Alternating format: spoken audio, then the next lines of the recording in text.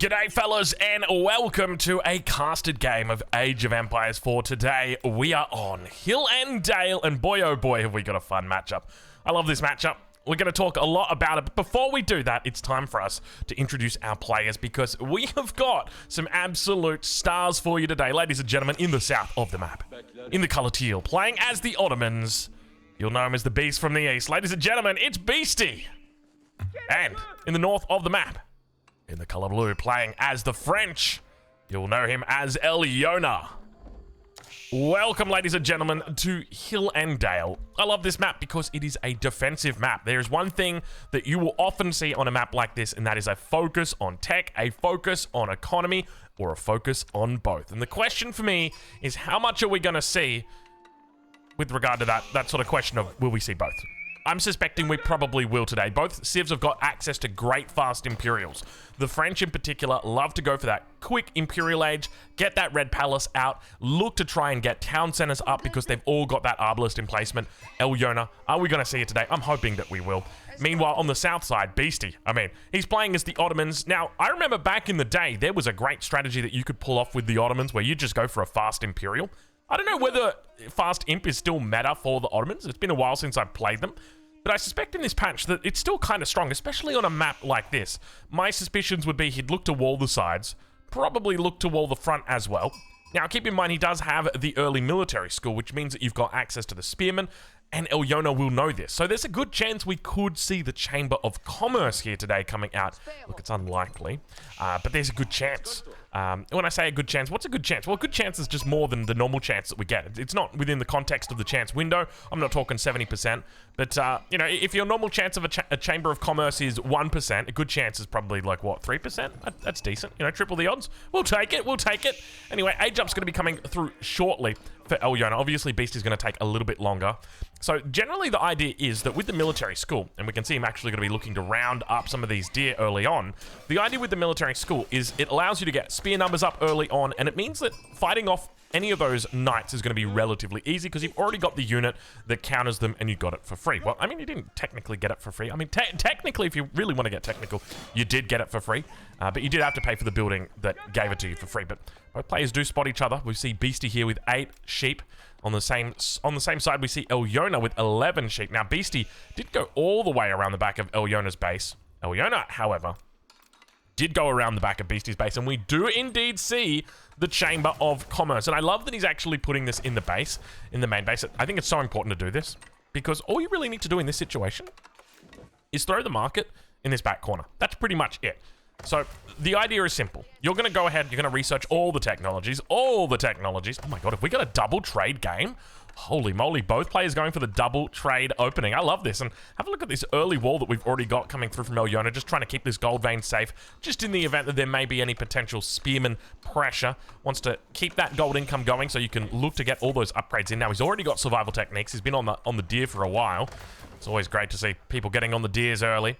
Look at Beastie as he pushes through these deer, gets them slowly but steadily in towards the town center. Obviously doesn't go for that Sultanate, or not the Sultanate, the Twin Minaret Madrasa, instead opting for the Sultanate Trade Network. So a little bit more focus on gold. Second Spear now going to come out and help with the luring. I don't know if luring's the right term, the herding. That's definitely the right term. He is herding right now. But what casted game number are we up to for 2025? I think this is casted game number 10, I want to say. Not 100% sure, but I think it's number 10. I will give you guys a bit of a warning right now. I am quite tired. I think I got about 3 hours of sleep last night. I just couldn't get to sleep. You know, some nights, normally I'm pretty good. You know, the head hits the pillow and I'm just lights out. And I think I got blessed in that regard because I know some people do really struggle with it. But for me last night, I don't know what it was. It was kind of like the night before Christmas. You guys remember when you were a kid, the night before Christmas, just trying to get to sleep and finding it impossible because you're thinking about all the cool toys you're going to get tomorrow? Oh man, that man, you will never take that feeling away from me. Nintendo 64, dude. Oh man, the Nintendo 64. I know a lot of people played like Super Mario and like Mario Kart. That wasn't me. I was Diddy Kong Racing, bro. That was the game that my mum got for us, Diddy Kong Racing, and I tell you what, I loved it. I went ham on that. Anyway, we got the age up coming through for Ayyubids. 4 minutes and 45 seconds. Not a bad little timing here.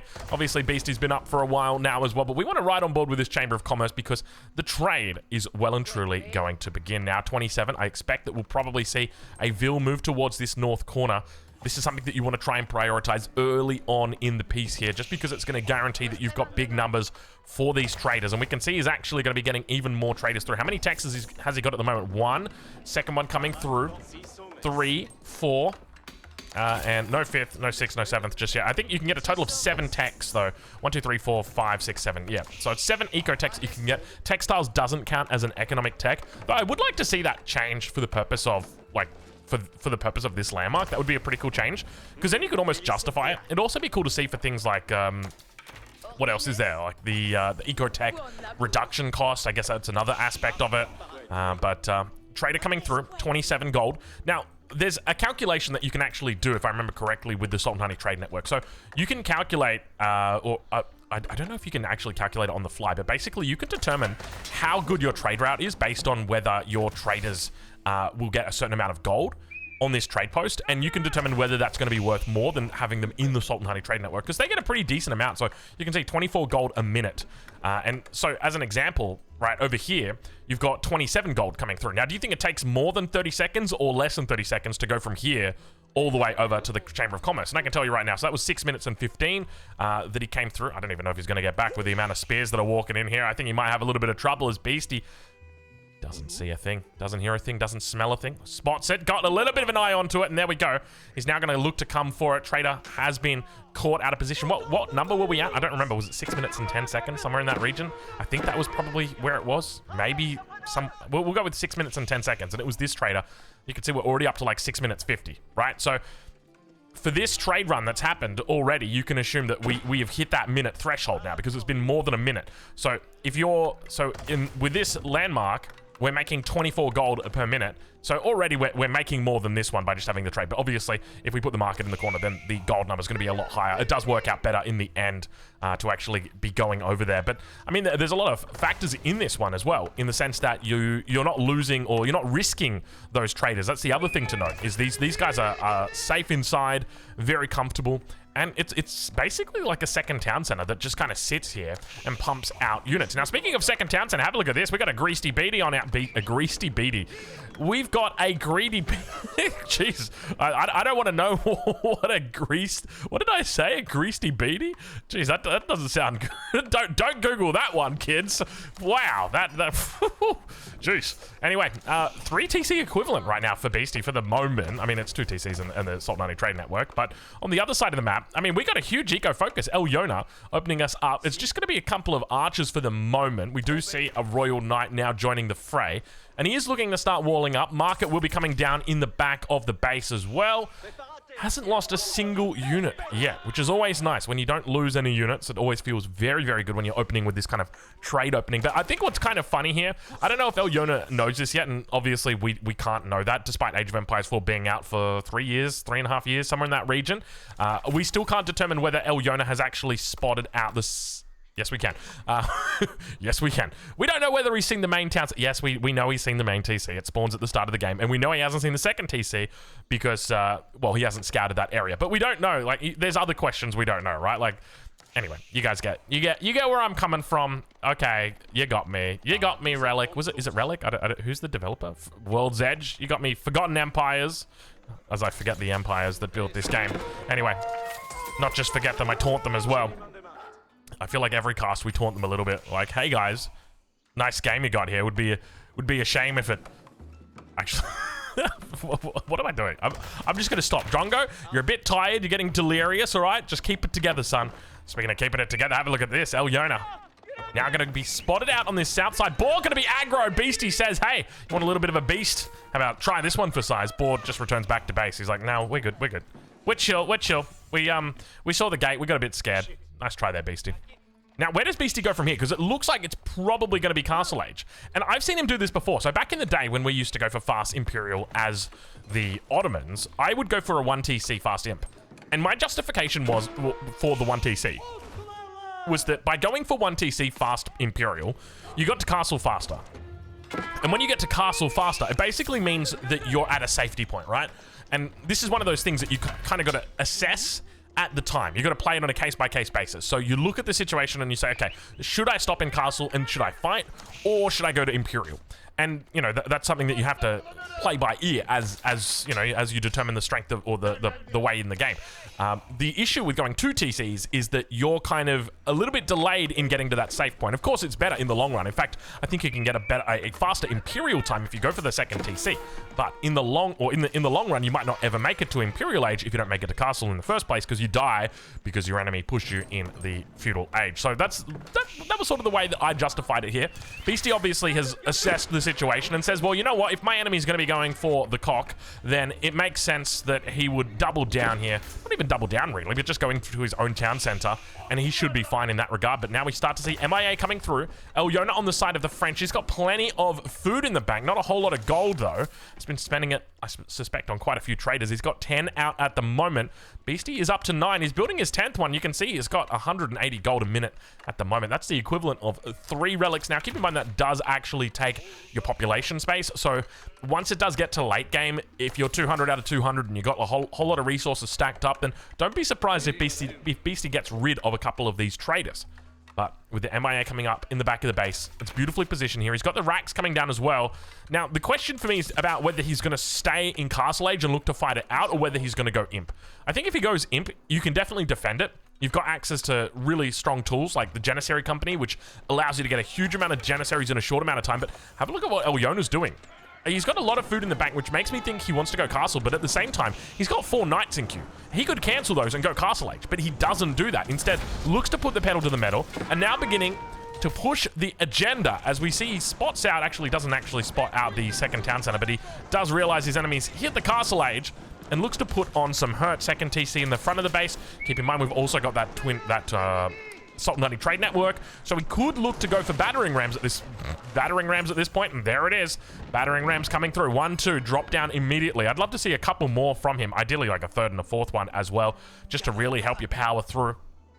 2 should be able to guarantee this town center, but it really limits the amount of time your opponent's got to react to you once you've got that 3rd and 4th battering ram. So hopefully we see that come down as well. But let's check in back towards the home side, and you can see that the numbers have built up with regard to production. He's got 4 production facilities. I like the triple stable single archery range. This is really nice. Now, let's head back over to Beastie's side. We're 12 minutes into this game, and the defense is coming together. Spearman numbers are building here, but have a look at the resource count. 28 vills on food. A lot of units, a lot of production being thrown down in the back of the base. Another blacksmith going to be linked in here. You can see this one doesn't technically have coverage, so he'll need to make sure he gets his Wi-Fi network connected. Now 3 rams going to make their way through, and definitely the right amount of rams to be working for a time like this. All the knights going to contribute as well. Significant amount of siege. He wants to make sure he gets them in on that front line and starts attacking. Spears together with the men-at-arms dive in. He's going to try and pick off those spears one by one. You can see him doing a good job. Meta now coming out as well. A little bit of extra ranged armor. Keep in mind that he does already have that +1 ranged armor through. +2's on the way, so that'll take him up to +3. Archer's doing God's work here as they take out all of these spears, allowing the knights to remain alive. A couple of them going to tag around the backside. You can see just now how powerful the repair rate is on those vills, but the battering ram's going to break through it. Only one of the battering rams dropping to about 60% health at the moment, and now chasing away the vills. Beastie in a little bit of trouble. Vill count is going to start to drop. Ayyubid with a lead. He's taken out 13 so far. He could look to commit on this Sultanate trade network. I'd be backing out like he's doing right now, and I'd be putting down like 2 more rams in this situation, and just really hard commit for this Sultanate trade network. It's going to be hard though, because you know the Mangonel's coming, right? And so you're kind of on a timing, or you've got a timing window basically where you can really commit damage, and normally that's about 2 minutes after the age up. And if I had to guess right now, I would say that Beastie's probably been about 90 seconds aged up, so it should be coming out any second right now. There's the Mangonel. So it was typically a very difficult attack to mount once the enemy got that Mangonel out, because now all of a sudden you're able to actually effectively deal with those archers from range. You can deal with the cav from range, that being through the crossbows or Janissary combo, whichever way you want to go. And you can see Beastie's got quite a few of them up. Did he go into Janissary Company? 6 Janissaries is a lot. And I can't imagine he just spent gold on that bad boy, but maybe he did. I suspect it's probably Janissary Company, but you know, as I mentioned earlier, the Ottomans have been out for more than 2 years now, and unfortunately, we still can't see on the caster UI what vizier points he took. You know, I don't suspect the devs are going to be taking notes here, so I don't even know why I really mention it. But you know, it would be nice to not have to just like guess, like, oh, I wonder if he got the Janissaries in from a vizier point. I guess we'll never know. We'll just never know. Maybe he built them. Maybe he didn't. We'll never know. You can probably just go back and watch, and if there were 6 Janissaries that just kind of appeared on the UI all at once, then yeah, he got the Janissary Company upgrade, and that would make sense. That would be in line with the 1-2 military schools and the town center. Keep in mind, there's no 3rd or 4th military school yet as well. Now, another thing to note is there is the prospect that he may actually look to hit the Great Bombard Vizier Point, which is one of the ones that have been, I say newly added. It's been added recently. We'll go with that in the last couple seasons. Definitely looking to try and shape up the Ottomans, shift them up a little bit in regard to tempo. Now down towards, what happened to this wall? Was this wall just under pressure this whole time? And look at the raid from Ayyubids. Beastie in big trouble right now. Unfortunately, those charges hit the front, so Beastie gets the heads up and all the Vils evac. If he'd run those knights around to this angle, he could have cleaned up everything, but still a nice little victory for him there. Picks up a 15-16 villager lead early on in this game. Beautiful trade, 27 gold? What's going on here? Oh, hold on. You gotta fix these up. You gotta fix these up. You gotta move these guys to this secondary market at the back, please. What are we on? We're on 69 gold. A very nice amount of gold to be bringing in. Guildhall going to be coming in on the backside. Interesting decision to go into the Guildhall. Nice little defense now for Ayyubids as he tries to mount with the archers. He'll be looking for veterancy upgrades immediately. Not a lot of resources in the bank. 44 Vils on gold, casually. That's a lot of... that is so many Vils on gold. I don't even know. Where do you even put that many Vils right now? The veterancy upgrades starting to come through. Beastie behind this. I think he's going Imperial. It makes sense for him to go Imperial here. He just took a really nice fight back here. The only thing is, he did lose a lot of Vils, but I wouldn't be too bothered about it. This was one of the things that I sort of noticed was quite notorious about the Ottomans, is that as long as you've got the military schools, you really don't care about Vils. Like, you are just pumping units at such a crazy level with these military schools. I remember games where I got down to like 3 villages and I would still win. Just because once you get to the critical mass with Ottomans, it's like you're playing your Exodia card. The enemy can't do anything. When there's like 5 bombards out and just like a whole bunch of men-at-arms and Janissaries enough to defend from any cav, it's all over Red River. Like there's nothing that you can do at that point. And Beastie now looking closer and closer towards that amount. Let's switch it over to income, get a bit of an idea on where these two players are sitting. It looks like we've got about 2,600 on the side of Ayyubids compared to Beastie, who sits at about 1,700. So quite a bit of difference between these two, as you would expect. No relics just yet. Keep in mind, he did have access to pick up the imams through the Vizier Point. Didn't opt for it. I think maybe opted for potentially Anatolian Hills, because we don't see the movement speed bonus coming out for the meta, which means it was almost certainly Anatolian Hills that he went for, and we didn't see the imams. So that's got to be it. And oh, this is not good for Beastie. This is not good. He's trapped. And this is a much stronger army than his. If he's able to defend the Mangonel, he might hold on. But just keep in mind that this Mangonel's only a Castle Age Mango.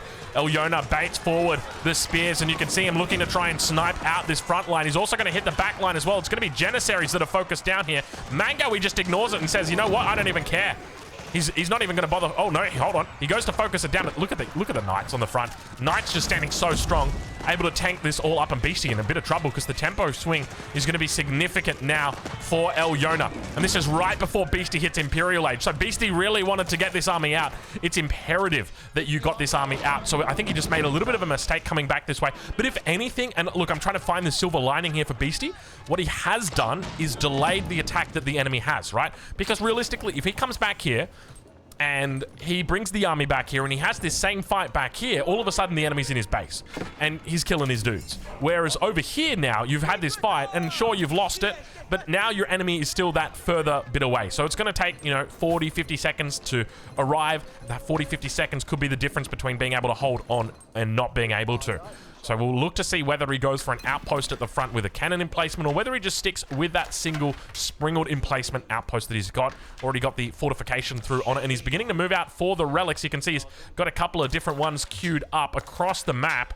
Meanwhile, on the side of Ayyubids, there is no sign he's moving into religious units just yet. We'll ride on board with him as the push comes out. The Imperial Age about to come online for him. It's going to be the Istanbul Observatory that gets thrown down in the bottom of the base, and now Ayyubids looks to push the issue.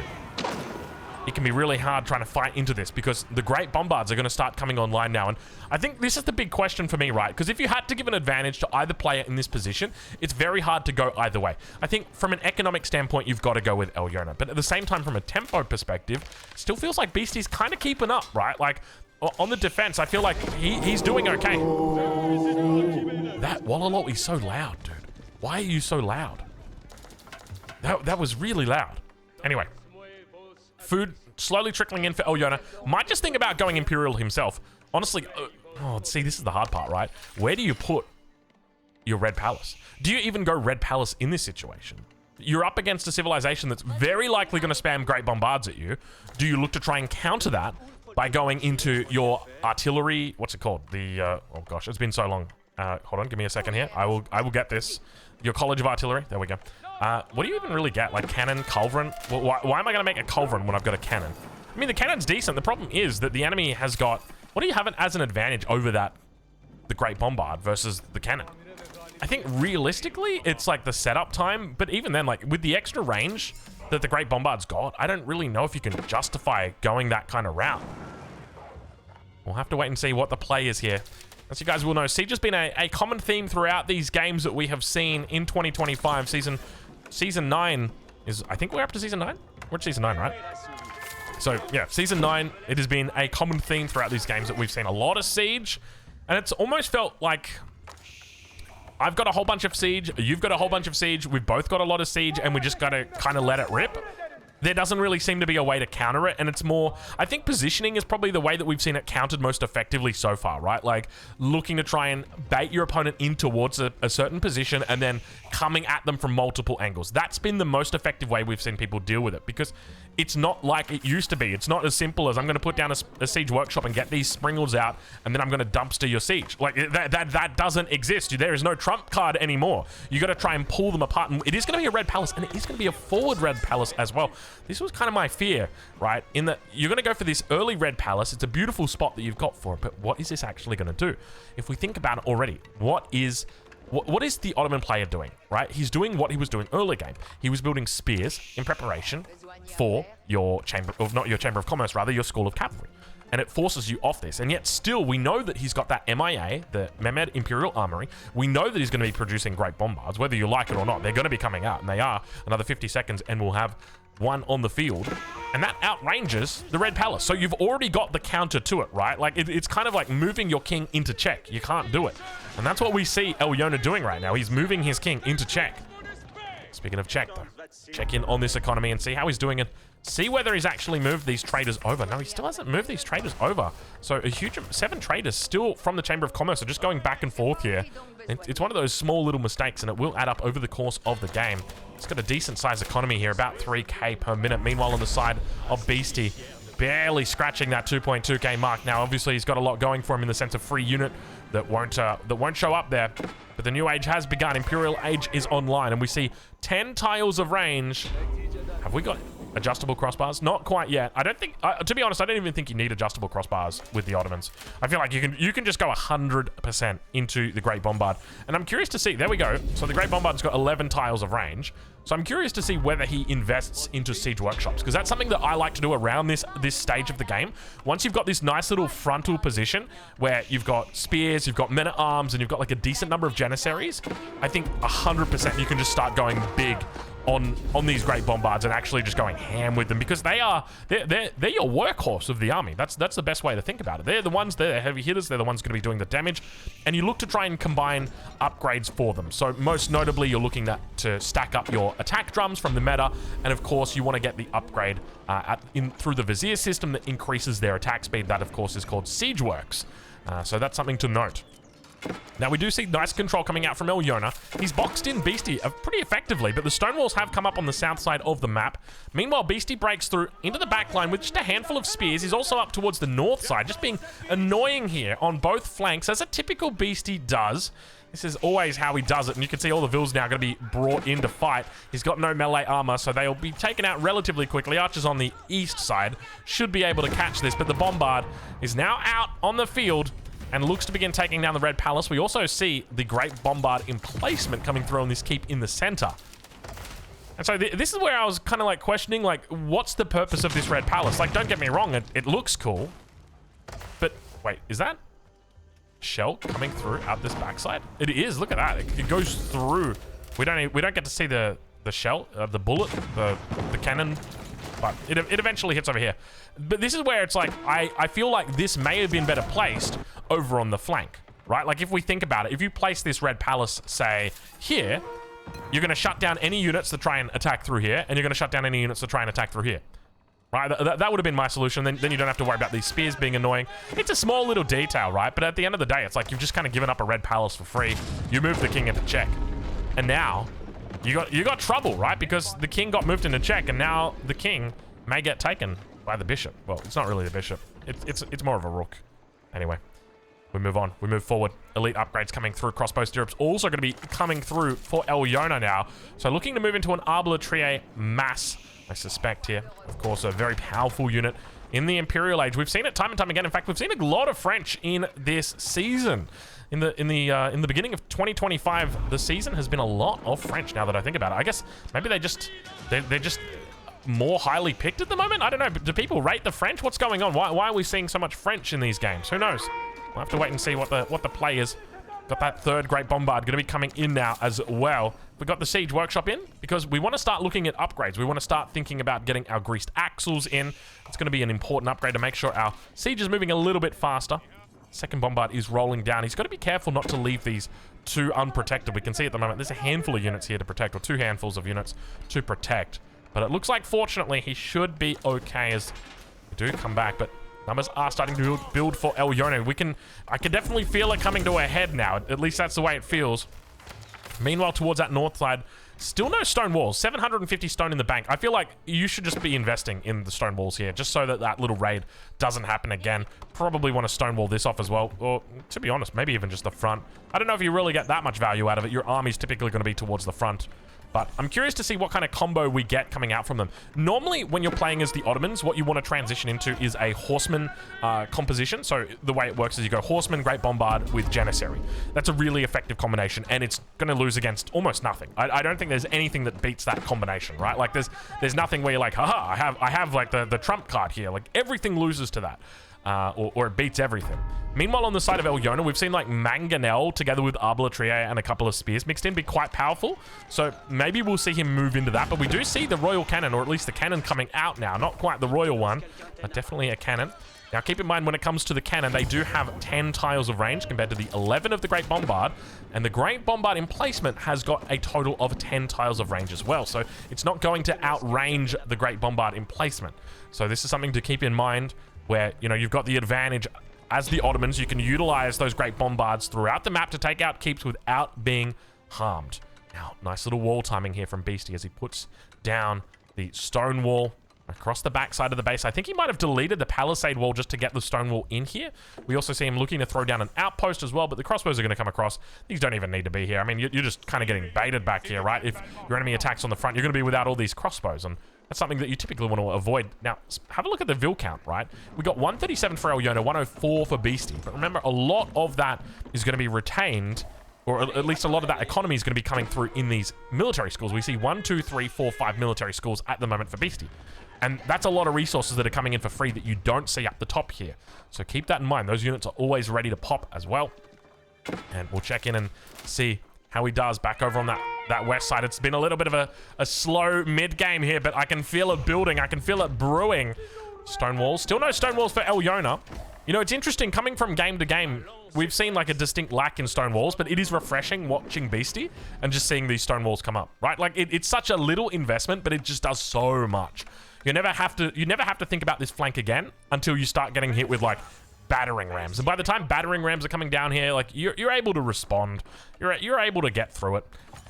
Plenty of farms now coming in for Beastie. Biology, all the upgrades on the way through. We also see adjustable crossbars for Elyona. Now, this is part of my theory, actually, on how to counter the Great Bombard. You counter it with Mangonels. That's my theory. I think if your enemy is going like a huge amount of bombards, you just want to go mass mango. And basically, you let them get the first round off, and then you take the second round of shots. But have a look at this. Stonewall coming up. Aggressive Stonewall. Needlessly aggressive Stonewall. We didn't need this Stonewall. This would have been fine across here, and then another little one over here. We didn't need to do this. But Beastie's going to take advantage of it. Says, hey, you want to go for a stone wall? That's fine. Even the keep here. Like, this keep is just... I don't know, Elyona. It's one of those things where it's like... it's unnecessary. Unnecessary. We would have taken a stone wall here, across here, and across the side. It kind of reminds me of that demo stone wall where, like, the further you put it out, the more likely it is to get broken and the less likely you are to respond in time. And Beastie now going to be running behind the scenes here. He could just go straight up the trade line. This is something that we often see players do once they get behind, and he's actually just going to go after the markets instead. Might give his enemy a little bit of time to catch up with him. Of course, you take out the markets, it's going to stop the traders completely. And now we hear a couple of deleting going on behind the scenes, I suspect. No, it's not the traders. I don't know exactly what that was. It was Elyona deleting something, I think. So it could have been some walls, but now Beastie manages to break through with a couple crossbows. So looking to throw away the crossbows right now. They don't have the elite upgrade, so he's happy to get rid of them. Obviously bringing the spears through as well, just to try and accompany them and create a little bit of pandemonium inside the base. More units continue to climb through here. Adjustable crossbars is now through. And Elyona tries to stop this attack in the back of the base. He's got 36 idols at the moment. A lot of those going to be traders. And now running down the trade line. Beastie looking to pick up any potential victims that he can. You definitely feel how discombobulated Elyona is right now. He has been shook by this attack from Beastie. And it's just one of those little things where it's like, you wouldn't have had to have worried about this if you just played it simple. You know, we got to remember, often when we're doing walls like that, you just got to play it simple, stupid. That's pretty much it. 6,000 food in the bank. What are we even doing with this food? Like, we got 6,000 food in the bank, 5,000 food in here. What do you even do with this much food? You got 130 vills. This is where it comes down to, like, attrition, right? And understanding we got to get out there. We got to start trading units. Ideally, what you want to see for Elyona is a lot more production down as well. So looking to try and secure this position, throw a keep down here and put all of your stables around here. This is where having that red palace in a more safe position means that you can take advantage of it in that regard. And we now see a lot of markets coming down across the backside. I don't know if we need that. He is going to get this wall off, though, so we'll finally secure the wall. BC not going to be able to breach it a second time, even though technically there is still a spearman behind him for the moment. Beastie now beginning to move up, and Elyona, I mean, at this stage of the game, you got so many resources banked up. 200 out of 200. Like, this is where you need to go on the offensive. You can't be allowing Beastie to direct the game here. We got 3 great bombards out now on the map for Beastie. 2 mangonels. No adjustable crossbars, but he is researching it. Interesting decision to go into the adjustable crossbars despite having the great bombard. He just says, you know what? You can never have too much AoE. Chemistry also going to be coming through for Beastie now, looking to get even more upgrades. And we see a cannon emplacement coming in on an outpost somewhere. Maybe in the middle of the map. No, perhaps down here. Cannon emplacement coming through. But it definitely feels to me like Elyona's playing it a little bit too passive.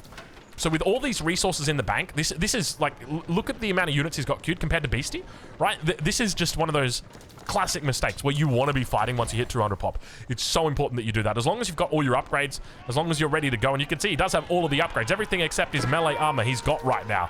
So it is imperative that he looks to do that, and then you combine that with the cheaper your cheaper production from your buildings that are near keeps. You've got your enlistment incentives that he's already picked up. We've seen him get that upgrade.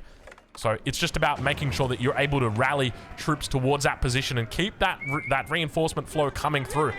But now it looks like it's going to be Sipahi coming through for our Ottoman player. I think I said earlier horsemen together with the Janissaries. You guys know I mean Sipahi, right? I meant Sipahi. It's the tiredness talking right now. You have to forgive me. Triple bombards though, unpacking. Fourth great bombard now comes out. Beastie going to look to try and hold on. We'll watch as the Mangonels tee off towards the front line. And Beastie's hit 200 out of 200 population. You've left it too long, Elyona. And now he's looking to clean up the back line. Takes out the first of the great bombards, but the Janissary is going to be easily able to defend the remainder. And you can see how easily Beastie's able to clean this up. Doesn't drop a single pop. I mean, he does drop a couple pop here and there, but it's going to be instantly filled up by those reinforcing buildings. And we can see, look how much production he's got in the back line.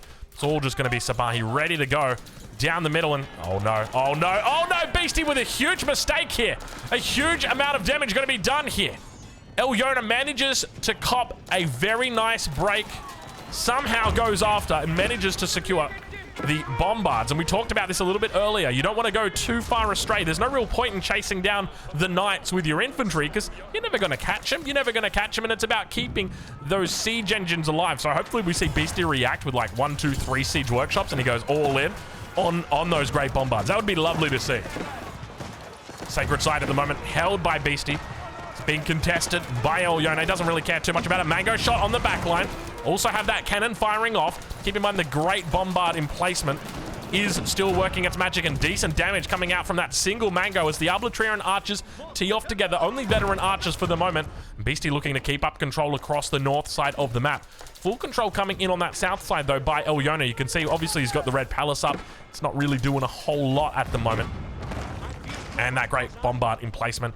Not doing a lot of damage, really. What does it do? It does 103 damage, and I guess you've got the 85% reduction coming through from the cannon. So realistically, the cannon actually does quite an effective job at taking out the keep despite that emplacement. And now the Sipahi going to be looking to round the edge here. He should be able to find a connection with these two siege engines. Keep will go down, and with that, the great Bombard emplacement, which is quite expensive. He's able to get in on top. Might look to take out the next Royal, or the next cannons as well, as he loops around that gold vein. More and more units in the rear. Janissaries together with the Sipahi now. Beastie just rallying out units non-stop. There's the meta. We don't know whether or not we have seen all of the Vizier points come through yet. I don't think he's going to be going into trade bags, which leads me to question as to whether or not we are going to see those siege crews or not. We definitely want to, though. Don't see them just yet. He should be approaching that 5th and final Vizier point now. Meanwhile, towards the north, Beastie just doing Beastie things. Classic Beastie, opening up the second front. This is something that he very typically does. Very good at this. And this is the hard part is dealing with this, right? So you send 4 spears and a battering ram in, okay? And they go and attack the enemy stone wall, and the enemy reacts with like 8 units. Now all of a sudden you've got an advantage because you sent 4 units there and they're reacting with 8. So you now have a 4-unit advantage somewhere else. And it's just these little type of advantages that Beastie builds so well in. You have to send the right amount of units, and if you don't, he's going to find advantage guaranteed somewhere. Great Bombard going to tee off. Looks like he's found connections on the Mangonels. Another big shot on the back line, and look at the amount of units Beastie's managed to find as he pushes out. A lot of resources still in the bank for Ayyubids compared to Beastie. There's a big wood difference between these players, but you can see that Beastie manages to pull up on that wood, on that Vil count. 132 against 136. Not too bad for the Beast from the east, managing to come back into it. He did drop another town center eventually. Got that one down. Meanwhile, we've just been one town center the whole time. It's been a whole lot of traders on the back line. How many traders are we talking here for Ayyubids? Let's have a look. 41 at the moment, so not a bad amount of traders at all. Keep in mind, French traders are very, very good, mainly because you can choose what resource you'd like deposited off there. So normally it's a combination of gold together with wood. And oh, look at this, we've got a Lancer switch. Beastie just giving us all colors of the rainbow right now with these units. We're getting Sipahi, we're getting knights, we've had spears. Haven't seen any men-at-arms though, Beastie. Where's the men-at-arms at? Can we get some men-at-arm representation in here, please? It would be nice to see. And now another wall going to be coming in. It looks like for the moment, Beastie gets cleaned up on this north side. The reaction seems quite reasonable from Ayyubids, judging by the lack of units that we see here. He's got the keep defending up on this northern position as well. Beastie looks to try and go for a second round. He's going to need a battering ram if he wants to get onto that other side. That's the importance of having these stone walls up to protect all of your investment in this trade line. He's got a whole bunch of markets back here. In the event that he loses traders, he's going to be so easily able to replace them. So he's not too fussed if he does actually get through. He's quite open towards the south, though. Very open, in fact. And now Beastie might again continue on with this curse. For anybody who doesn't know, Beastie often loses the games that we cast. I don't know how it works. It just so happens that all the games that we cast of his are losses, but they're also very good games. Will he be able to overcome the overwhelming forces that are the French forces of Ayyubids today? It's looking less and less likely as we do start to see that Mangonel Arbitrar combination that we talked about earlier. It just seems to shut down everything, right? You get the Pavis shields out, the Mangonels are going to be able to take down everything else. It is very, very strong. And now we see those knights make their way into the back line, but as I mentioned before, we got a whole bunch of markets here. We don't really care, man. You want to take out the traders? Go for it. We got 5 markets ready to pop traders any single second that you take them out. But Beastie's just going to focus the markets down instead, which is actually the big brain move here. Meanwhile, talking about big brains, have a look at this. As Ayyubids ditches the brain and says we're going to think with other parts of our body as the Mangonels come up a little bit empty-handed. Beastie now with triple great Bombard on the front line. Where do you get these from? He's still got a fair bit of gold in the bank here as well. Not a lot of wood. Let's take a look at his wood. I mean, he's still got plenty of wood on the map. I wouldn't be too fussed about it. He's still working through his natural wood resources in the back of the base here. All right, well, for the moment, it looks like siege crews are not going to be in play for him.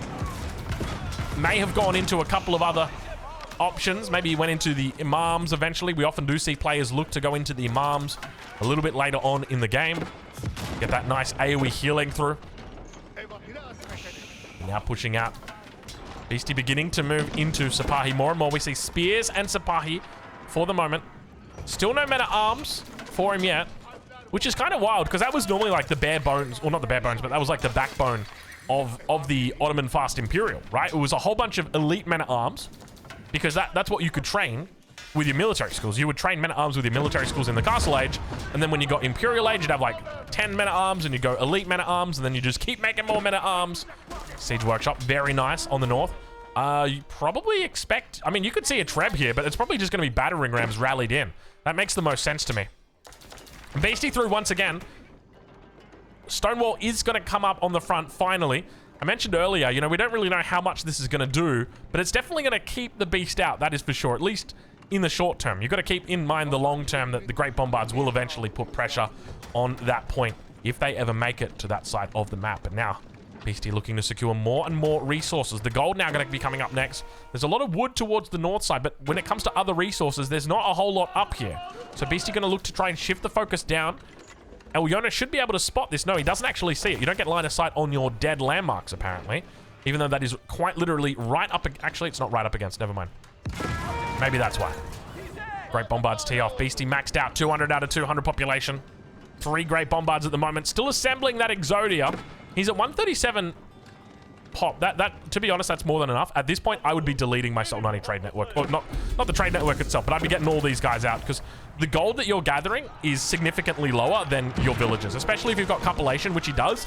So you would almost certainly want to just be looking to focus on gathering gold for the moment rather than your traders. Meanwhile, up towards the north side, Knights are going to find this little outpost. But there are spears here ready to go. I don't know how he's got spears here just lying in wait for enemy knights. Battering rams are going to be trained and makes his way towards that defensive line. Beastie looking to continue adding in. Oh, I think we did see a couple of vills go down. I don't know whether it was vills on the north, vills on the south, or whether he did delete these traders. No, he hasn't deleted the traders yet. Did I see men-at-arms? I did see men-at-arms. We finally see them. We get a little bit of representation for our boys, the men-at-arms. Definitely the most underused unit in Age of... I'm kidding. It's not. We like it a lot. We like it a lot. All right, well, the push-up starting to happen. Beastie now going to be pushing up with another keep. Have a look at this.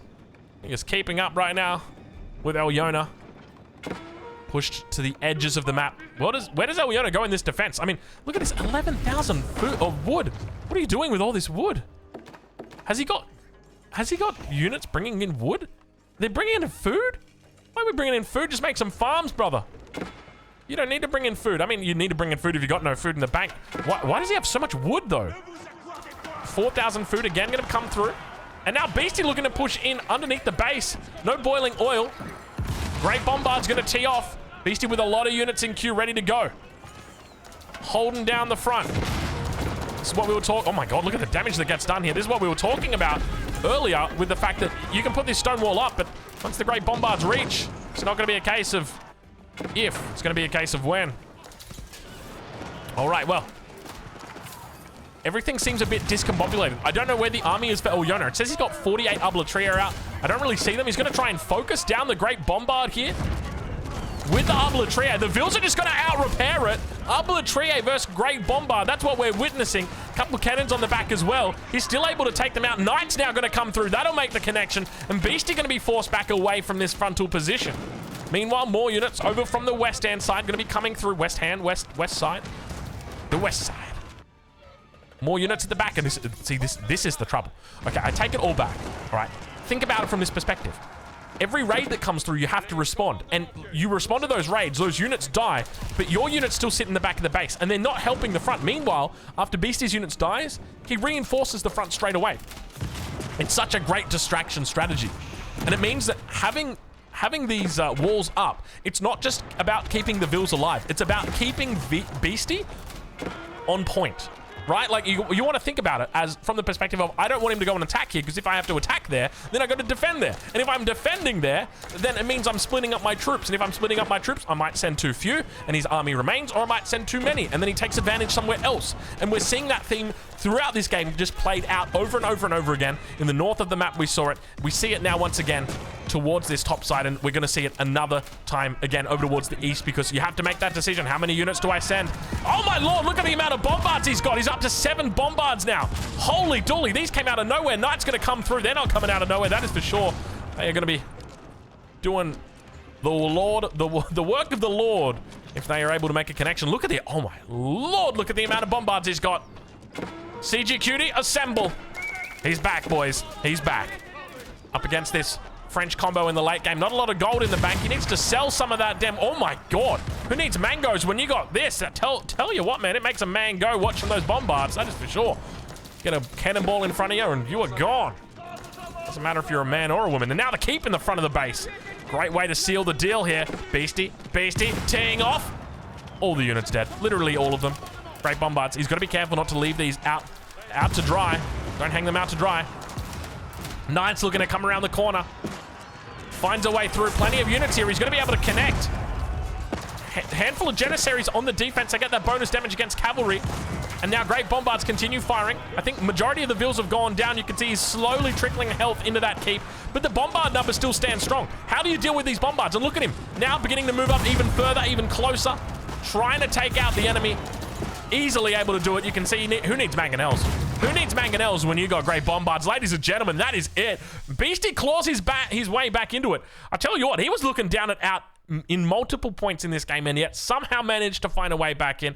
We'll leave it there, folks, and of course, we'll also leave links in the description of where you can watch both of these players. Go check them out. Links in the description, and we'll catch you in the next one. Thank you for watching game number 10 of 2025.